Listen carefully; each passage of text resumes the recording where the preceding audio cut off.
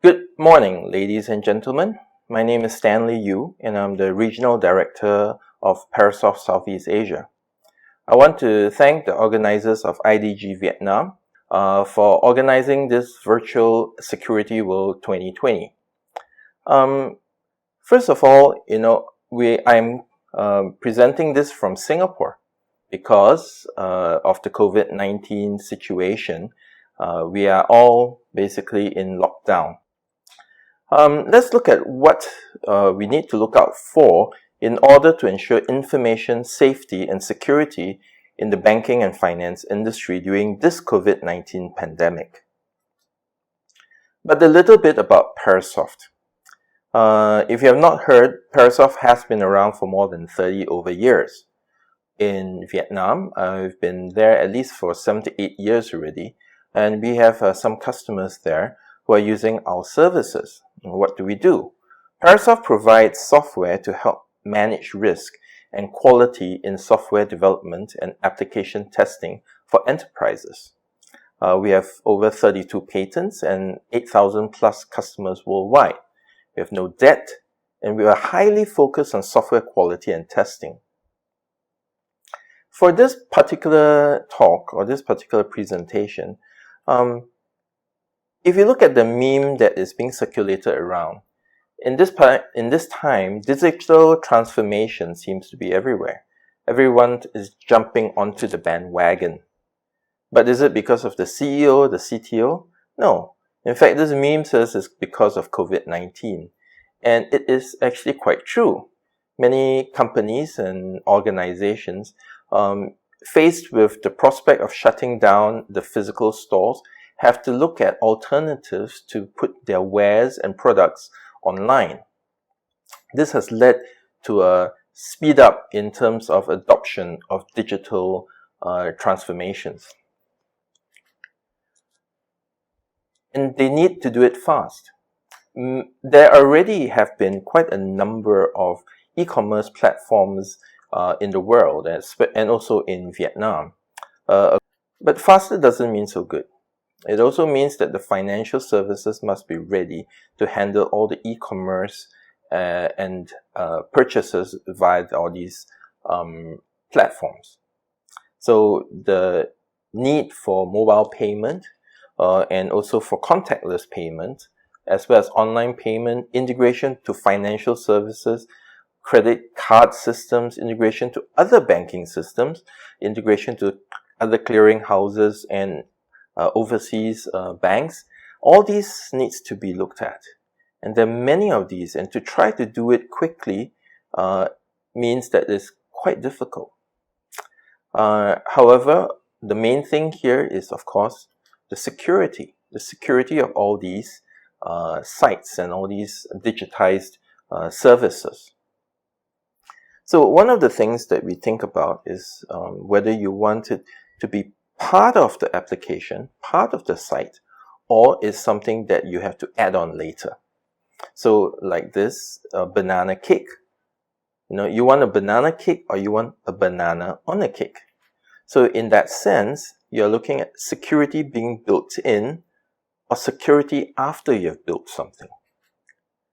Now, in semantic, this Mr. Cien John has mentioned that security should be baked in. You see, a lot of security, when it's built in, is not sexy, it's not beautiful, you don't see it all the time. But instead, it is hidden. And when it's hidden, like a car, the airbags, it's not seen. But when it is in an accident, the airbags is inflated and it saves their lives. And it's only when these things happen, then you're thankful for it. Like the seat belt, it's there, and if you don't use it, it becomes a problem. So right now, when we're looking at things, you need to be reminded that sometimes when you don't see it, doesn't mean it's not working in the background. For Parasoft, if you look at it, we have been advocating this for a long time, right? We have been talking about identifying the risk earlier to build in the security. Instead of just testing at the end when the application is built, we want to shift left to be able to analyze the application development to understand where the problems are and to try and fix it before it becomes a bug.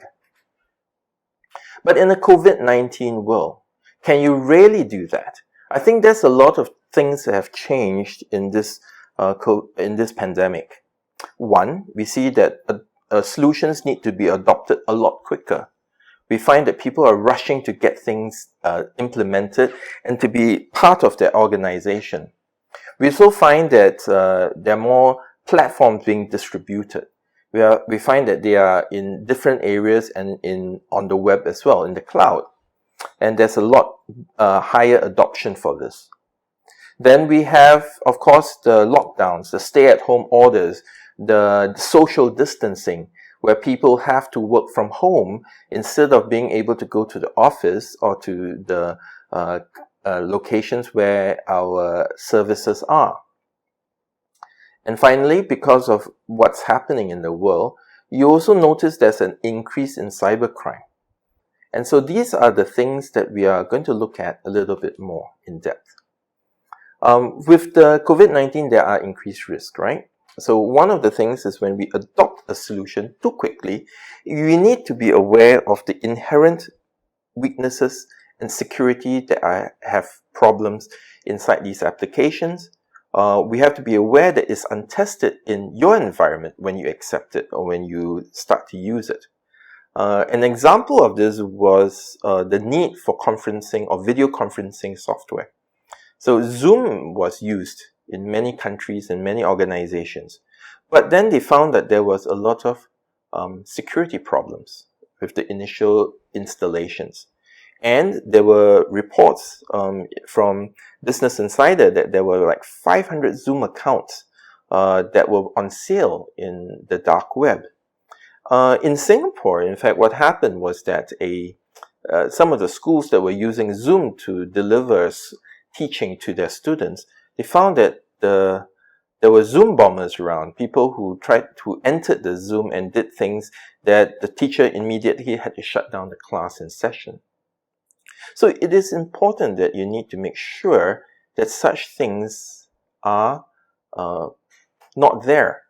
Now, you can then ask, should we then adopt anything or should we hold back and do the normal process? I think this is where each organization, each financial institution, each government agency have to review what they want to put in, what is more important. So one thing you can look out for whenever you want to implement or you want to adopt new solutions, whether it's in the financial or it's in the government or it's in education, in fact, in any area, right? You need to make sure that the applications are up to date. Get the latest versions. Zoom, even after all this debacle, they have actually introduced new versions to increase the security, to encrypt the session, to have better security with waiting rooms. And at the same time, you also have these tips and procedures that you can follow to ensure safe usage. That sometimes you overlook because in the speed to adopt a solution, you forget. The other thing is also you may want to look at alternate solutions. So Zoom may not be the only one. There could be others which like Google Classroom or Google Meet is used in the education. There's also WebEx that a lot of companies, even IDG is using for this security world. So there are many different solutions out there. You may need to find more than one and to test it to see which is more reliable and which suits your needs. So you must be prepared to let go of a solution that does not fit. I think this is something that we sometimes we just spend time on it and we think that we need to continue to use it. You need to be able to meet your requirements with the solutions that you want and be able to let go of those that do not fit. In terms of the greater distributed environment, right? There's a cloud adoption. So more and more companies and financial institutions are putting a lot of their solutions onto the cloud. And with this COVID-19, you find that that some of the locations you can't access right? Or you find that there's a delay in accessing some of these physical locations. The Council of Foreign Relations actually says that because of social distancing by employees and government orders that restrict business activities, what happens is that the ability for companies to keep their computer systems and networks secure from infiltration is now actually harder, right? And if conducted by state actors, can actually cause adverse effects. In actual fact, what it means is that if there is someone trying to hack into the system, and that because of the social distancing, you are unable to get access to those server sites or those places that are essential, then you find that there's longer time to remedy. Or in cloud adoptions, there might be problems getting access if the one person is not able to log in from wherever he is. And that's because we should look out for these things, that organizations should evaluate the security defenses in place. This is what Deloitte said, right? And explore the use of co-sourcing with external consultants, especially for areas where key man risks have been identified. I think this is something that you may want to look at as well. So instead of organization having to do everything, they may want to co-source and not just outsource. And if you use online platforms and cloud services, they're fine, but make sure you have more than one administrative access. You don't want to have one person become the bottleneck to stop the things from being done. And essential services, especially when you are inside a data center, your personnel needs to follow the proper hygiene and the proper processes that are in place. I think many can be said for the banking industry, right? We can learn actually from the banking industry if your banks and your financial institutions have already done this before, which is business continuity.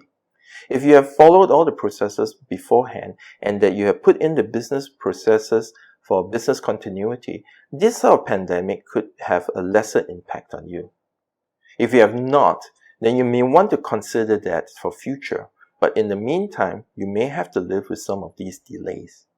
The problem is that I remember when I was working for another company, not Parasoft, when we did business continuity, the banks would do what we call an annual exercise to test out the system if certain back-end systems or the front-end systems are not working, so that the trading and the banking front ends can still continue to work, so that they have to move to different places or to have it worked from different locations. And I think that's something that we can learn from the banking and financial industry as well. If you have not done so, you really ought to look at that. With the increased risk of COVID-19, that comes with working from home, right? As you can see, working from home, what happens? You have to have using open internet access, right? You don't have a firewall at home all the time. Maybe some of you will have, but not everybody puts a firewall up.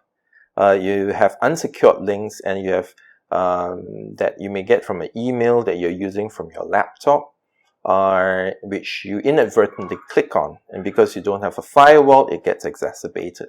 Or you have family distractions and you leave your things on the table, or sometimes it gets thrown away. And so, and these lapses of concentration will cause problems. Deloitte here already also mentioned that an organization's unpreparedness will lead to security misconfigurations of VPNs, thereby exposing sensitive information on the internet and also exposing the devices to denial of services attacks. In addition, some users may utilize personal computers to perform official duties, which could also pose a great amount of risk to organizations. The other part is the flip side. So you're the user. So when in this pandemic, as a user at home, you will then be also subjected to increased cybercrime issues, so like phishing attacks or COVID-19 clickbait. So in this period of time, all these things come out, and you need to balance that with your employees. Because it's important that when you look at all these, both the user as well as the threats that's coming in, that you need to provide for the organization. You need to provide for your employees who are working from home. You need to provide at least a VPN to access enterprise applications. You need to make sure your organization has laptops which are updated with antivirus and anti-malware applications, making sure that your employees do not leave confidential information lying at home, and making sure that employees are aware that there are a lot of cyber crimes happening. But there's so many of this, and it's really lumped into this thing called cyber hygiene. Cyber hygiene refers to best practices and other activities that your computer administrators and users tell you that you need to undertake to improve the cybersecurity while engaging in common online activities such as web browsing, emailing, texting, and so on. Cyber hygiene is something that, if you lumped in together, is really to ensure that your employees know what to do, right? Cyber hygiene provides the employees with processes and guides to do certain things in order to ensure that security is paramount in an organization, especially when they're working from home and where there's cybercrime. Safety and security is something that it is not just the users or the security personnel responsibility. In fact, security is everyone's responsibility, and it's even more heightened in the COVID-19 environment when everybody is working from home, right? You don't have the office ability to lock the rooms. You don't have the office ability to have a firewall. In fact, risk mitigation may not cover all 100%. And lapses and human error can cause mistakes. Proper cyber hygiene can also reduce and even eliminate some of the bad practices. What it means is that you need to get the information out to the employees to let them know that you need to follow certain best practices. Imagine in COVID-19 situation, we tell everybody to be hygienic, right? You need to wash your hands with soap to make sure that the virus doesn't get to you. Don't touch your face, and then also to wear masks when you go out. And these are hygiene practices. Cyber hygiene is similar. So you need to give the employees and the people who are working from home a set of rules that they need to follow as well. And in doing that, you can eliminate and reduce the security risk that's there. Okay, security is for everybody, as I said, and your company is only as weak as the weakest link. So if there's only one person using a system that is at home, and because of that one system, people are able to enter and hack in, then that's where you will have a problem. So you need to take note and be aware of that. Now, in this point, whereby the COVID-19 situation is causing all these headaches, there will come a time when it'll be past that. And I think you need to also be aware that after the pandemic, we need to look at what to do. Arthur Hicken, our chief evangelist from Parasoft, has said that, all too often organizations are creating a security group, which is needed, but they only empower them to test at the end of a cycle or end of a software. And that's not a good thing, right? You want your security group to be effective. You want them to get to the root cause behind the vulnerabilities. You want to be able to test it and chase the problem upstream to eliminate the root cause. And that's what we advocate. We advocate about shifting left to find the problems that are in the source codes. And we want to do that because testing is not enough. Testing alone is not enough to secure the software. Because 1 ounce of prevention is worth a pound of cure. So I hope that everybody stays safe in this period of time, and that we can be after the pandemic. We want to be able to come back to full working and be able to visit face to face as well. I wish you all the best in this event, and I look forward to going back to Vietnam. Thank you very much. Cảm ơn.